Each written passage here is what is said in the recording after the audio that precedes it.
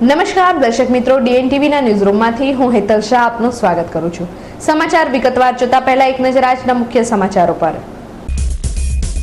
ગુજરાતના મુખ્યમંત્રી નરેન્દ્ર મોદીના હસ્તે આજે શહેરમાં વીઆઈપી રોડ તેમજ સમાસાવલી રોડ પર 71 કરોડના ખર્ચે બનાયેલા નવીન બ્રિજનું લોકાર્પણ। શહેરમાં ₹71 કરોડના ખર્ચે બંધાયેલા બ્રિજના ઉદ્ઘાટન પૂર્વે કારેલીબાગ બ્રિજ ખાતે કોંગ્રેસ કાર્યકર્તાઓએ બેનરો સાથે વિરોધ કરતા પોલીસે તમામ કાર્યકર્તાઓની અટકાયત કરતા સર્જાયા અનેક તર્ક વિતર્કો। આજે વહેલી સવારથી જ આકાશમાં ધસી આવેલી કાળા ડિબાંગ વાદળોની ફોજ વરસી પડતા વડોદરાના તમામ વિસ્તારોમાં પાણી ભરાતા રાહદારીઓ તેમજ વાહન ચાલકોને ભારે હાલાકી। હવે જોઈએ સમાચાર વિગતવાર। ગુજરાતના મુખ્યમંત્રી નરેન્દ્ર મોદીના હસ્તે આજ રોજ વીઆઈપી રોડ તેમજ સમાસાવલી રોડ પર નવીન બનેલા બ્રિજનું ઉદ્ઘાટન કરવામાં આવ્યું હતું। વડોદરા શહેરની ટ્રાફિક સમસ્યા હળવી કરવાના ઉદ્દેશથી શહેરમાં તાજેતરમાં 4 નવા બ્રિજ નિર્માણ પામ્યા છે, ત્યારે શહેરના વીઆઈપી રોડ તેમજ સમાસાવલી રોડ પર ₹71 કરોડના ખર્ચે તૈયાર કરવામાં આવેલા બ્રિજનું ઉદ્ઘાટન મુખ્યમંત્રી નરેન્દ્ર મોદીના હસ્તે કરવામાં આવ્યું હતું।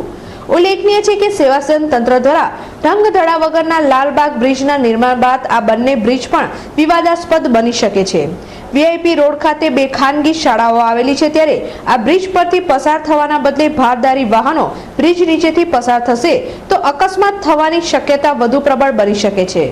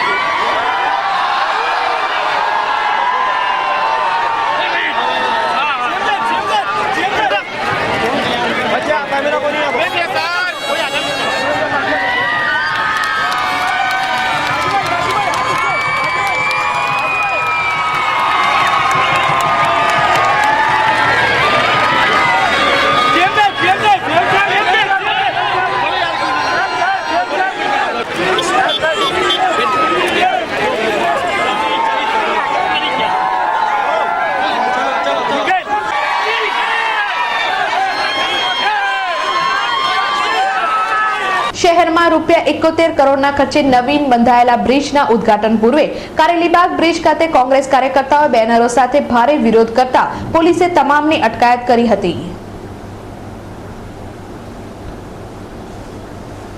વડોદરા મહાનગર સેવા સદન દ્વારા શહેરના વણથંભ્યા વિકાસમાં જાહેર જનતાની સુવિધા માટે સ્વર્ણિમ જયંતિ મુખ્યમંત્રી શહેરી વિકાસ યોજના અંતર્ગત ₹71 કરોડના નવનિર્મિત કામોનું લોકાર્પણ ખાતમુહૂર્ત આજે મુખ્યમંત્રી નરેન્દ્ર મોદીના હસ્તે કરવામાં આવનાર છે।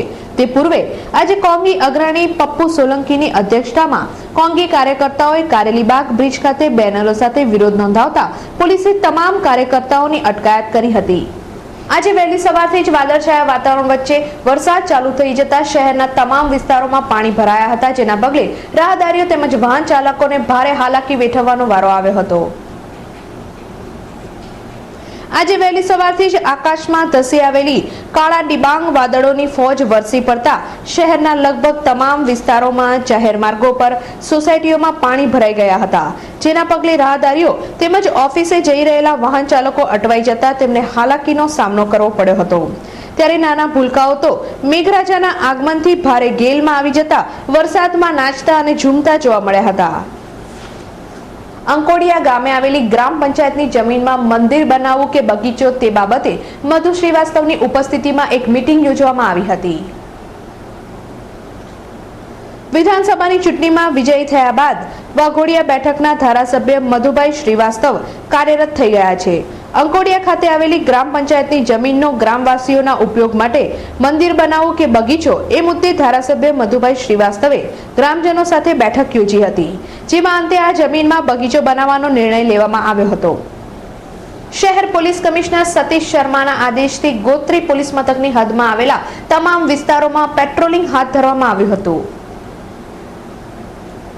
શહેર પોલીસ કમિશનર સતીશ શર્માના આદેશથી ગોત્રી પોલીસ મથકની હદમાં ગોત્રી પોલીસ મથકના તમામ કર્મચારીઓ દ્વારા ગોત્રીના અલગ અલગ વિસ્તારમાં સવારે 6 થી 8 વાગ્યા દરમિયાન પેટ્રોલિંગ કરવામાં આવ્યું હતું, જેમાં પોલીસ દ્વારા સઘન ચેકિંગ હાથ ધરાતા લોકોમાં કુતૂહલ સર્જાયું હતું. ગોત્રી પોલીસ મથકના પીઆઈ પણ સવારે પેટ્રોલિંગ દરમિયાન હાજર રહ્યા હતા. અત્રે ઉલ્લેખનીય છે કે આજે ગુજરાતના મુખ્યમંત્રી નરેન્દ્ર મોદી 71 કરોડના ખર્ચે તૈયાર થયેલ વિકાસના કામોનું લોકાર્પણ કરવા વડોદરા આવવાના હોય અગમચેતીના પગલા રૂપે આ પેટ્રોલિંગ હાથ ધરાયું હોય મંત્રીજીની પધરામણી સમયે જ પોલીસ તંત્ર એક્શનમાં આવે છે તે સ્પષ્ટ જણાઈ આવે છે. મધ્યપ્રદેશથી આવેલા 400 જેટલા પશુપાલકોએ આજે બરોડા ડેરીની મુલાકાત લીધી હતી અને વિવિધ પ્લાન્ટ્સ વિશે સત્તાધીશો સાથે ચર્ચા વિચારણા કરી હતી.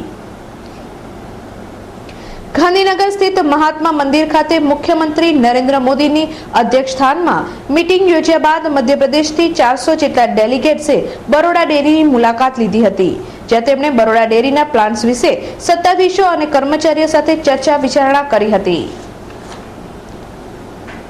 વેસ્ટર્ન રેલવે એમ્પ્લોઈઝ યુનિયન દ્વારા રેલવે સ્ટેશન ખાતે આજે રક્તદાન શિબિરનું આયોજન કરવામાં આવ્યું હતું. રક્તદાન અનેક લોકો માટે જીવનદાન બની શકે છે. આવા ઉમદા આશય સાથે વેસ્ટર્ન રેલવે એમ્પ્લોઈઝ યુનિયન દ્વારા રેલવે સ્ટેશન ખાતે પ્લેટફોર્મ નંબર 1 પર રક્તદાન શિબિરનું આયોજન કરવામાં આવ્યું હતું, જેમાં વેસ્ટર્ન રેલવેના કર્મચારીઓએ મોટી સંખ્યામાં જોડાઈ રક્તદાન કર્યું હતું, તેમજ મુસાફરોએ પણ સ્વૈચ્છિક રક્તદાન કરી ધન્યતા અનુભવી હતી. અત્રે ઉલ્લેખનીય છે કે western railway employees union Vadodara શાખાના ઉપક્રમે સંસ્થાના ભૂતપૂર્વ જનરલ સેક્રેટરી સ્વર્ગત CS મેનનની સ્મૃતિમાં આ રક્તદાન શિબિરનું આયોજન કરવામાં આવ્યું હતું. દર્શક મિત્રો, DNTVના ન્યૂઝરૂમમાંથી આજે બસ આટલું જ. આવતીકાલે નવા સમાચારો સાથે ફરીથી મુલાકાત થશે. ત્યાં સુધી DNTV પરિવારની સમગ્ર ટીમને રજા આપશો. નમસ્કાર.